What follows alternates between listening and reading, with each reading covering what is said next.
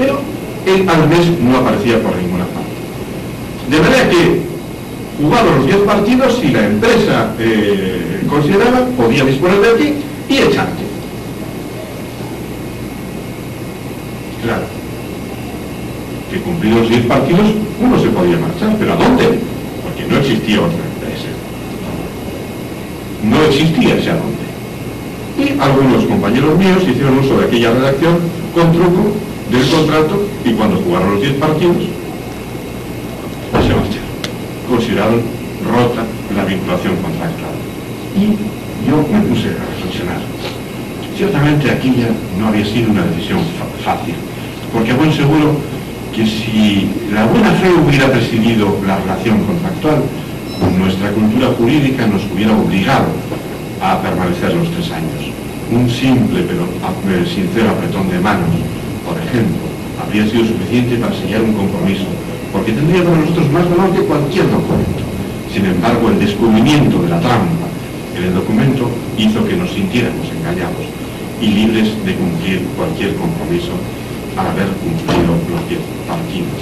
Es decir, de nuevo la cultura jurídica, que se asienta sobre lo justo, se había enfrentado con el derecho formal cuya base es lo legal. Finalmente, la cuarta reflexión, ya había pasado más tiempo, había pasado ya muchas horas peleándome con el derecho penal, el derecho civil, el derecho laboral, el derecho administrativo, etcétera, etcétera, cuando de repente me encuentro en el 5º curso de la carrera con la filosofía del derecho. Eran muchas las dudas que se me habían planteado, que se me habían ido acumulando a lo largo de la carrera, como consecuencia de la dialéctica que en mí a veces establecía entre lo justo y lo legal, es decir, entre justicia y legalidad. Y me resultaba difícil aceptar el derecho como un dogma sin más, como si se tratase de una cuestión de fe. La filosofía del derecho que creía encontrar ratificada mi tesis intuitiva en la relación cultura-derecho. Y precisamente en las tesis de una escuela, que todo el mundo conoce, que dice que el derecho constituye algo propio de cada pueblo, que como el idioma, las costumbres o la organización política, integrado por todos los elementos que unidos entre sí hacen de cada pueblo que tienen una conciencia de ellos un algo individual y cuyo origen no es accidental ni arbitrario. El derecho nace con el pueblo, toma forma con él y finalmente muere cuando el pueblo ha perdido su personalidad. Pero veía que la realidad era otra. El derecho cada vez es más autónomo y se distancia más y más de las raíces sociales. Y me puse a observar los efectos de ese progresivo distanciamiento y me di cuenta de que en la medida en que esto ocurre, más y más problemas de aceptación tiene el derecho por parte de la gente. Más y más problemas de aceptación y de obediencia se van planteando. Mira por dónde. Ahí estaba la clave de mi secular rebeldía. La fuerza del derecho, su eficacia y por tanto su aceptación es una cuestión de cultura jurídica, puesto que dependen de sí. De cultura jurídica, puesto que dependen de sí. Ese derecho se asienta o no sobre los ordenamientos normativos, extrajurídicos, sociales, éticos, del grupo, que conforman la idea de lo justo.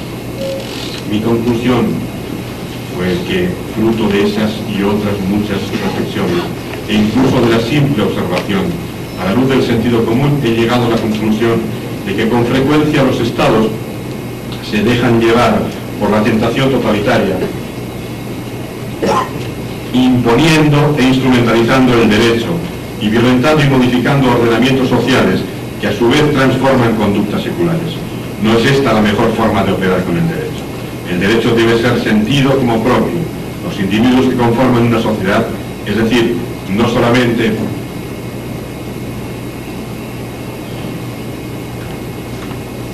los individuos, el derecho no es la mejor forma, digo, de operar con el derecho. El derecho debe ser sentido como propio por los individuos que conforman una sociedad, es decir, no solamente ser aceptado, sino que debe ser querido. De ahí que el derecho debe ser un orden creado y vivido por el individuo, no un orden padecido.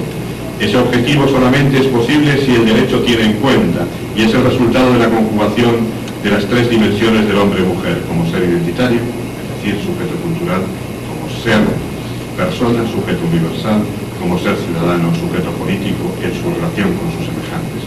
Ignorar alguna de estas tres dimensiones supone que aumente la distancia entre la sociedad y el derecho, dejando este último de cumplir su función fundamental, que no es otra la de ordenación e integración social. Y aquí realmente vendría mi propuesta. Mi propuesta de lo que entiendo debe ser el derecho, del papel que el derecho debe jugar en la cultura. Y es precisamente la que aparecería en el papel. Pero, como me han dado simplemente 5 minutos, voy a concluir.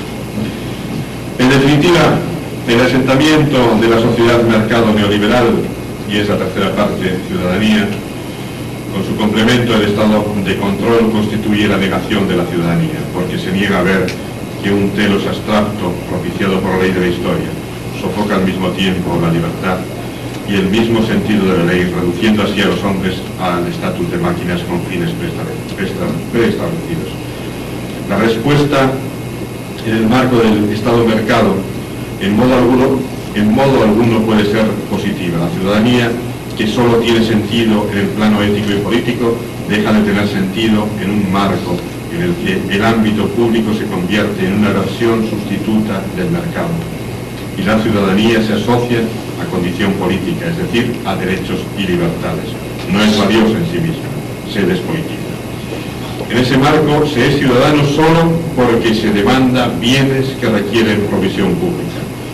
Por lo que ser ciudadano significa simplemente ser un consumidor racional de bienes públicos. Atrás quedó la concepción liberal de ciudadanía, que, como muy bien señala en el Marshall, encarna una cierta idea de justicia social, y que Rawls, en su teoría de la justicia, identifica con un conjunto de principios que individuos racionales podrían suscribir para fijar los términos de la cooperación social. Atrás quedó también esa otra versión republicana de ciudadanía que tiene como ideal al ciudadano activo y virtuoso rusoniano, y que valora fundamentalmente la vida dedicada a la participación pública por encima de cualquier actividad privada, y donde el principio de equidad constituye la razón de orden ético que permite justificar la relación entre el que une los derechos y los deberes del ciudadano. Estamos en el mercado, y en él el Estado mismo es pensado como una empresa gigantesca donde los ciudadanos, como sus clientes voluntarios, fragmentando la ciudadanía, puedan elegir su propio paquete de derechos ciudadanos. Esa es precisamente la versión de Robert Nozick, uno de los teóricos de la Escuela de Chicago, quien en Anarquía, Estado y Utopía atribuye el origen del Estado a la competencia entre asociaciones de protección que intentan asegurar los derechos de sus clientes, y donde no tienen cabida ni la versión liberal de la ciudadanía ni la republicana. ¿Y ahora qué hacemos? Esta podría ser la pregunta. Todo el mundo se la formula, incluso los propios neoliberales, pero estos, los más radicales, inmediatamente se responden cínicamente: no se puede hacer nada, porque no es posible reformar las instituciones, dicen ellos, sin haber previamente reformado las mentes, pero no se pueden reformar las mentes si previamente no se han reformado las instituciones. Dejemos que discurra el orden natural de las cosas. Algún autor recientemente ha propuesto la europeización del mundo. Es el caso de Jeremy Rifkin, fascinado por los derroteros por los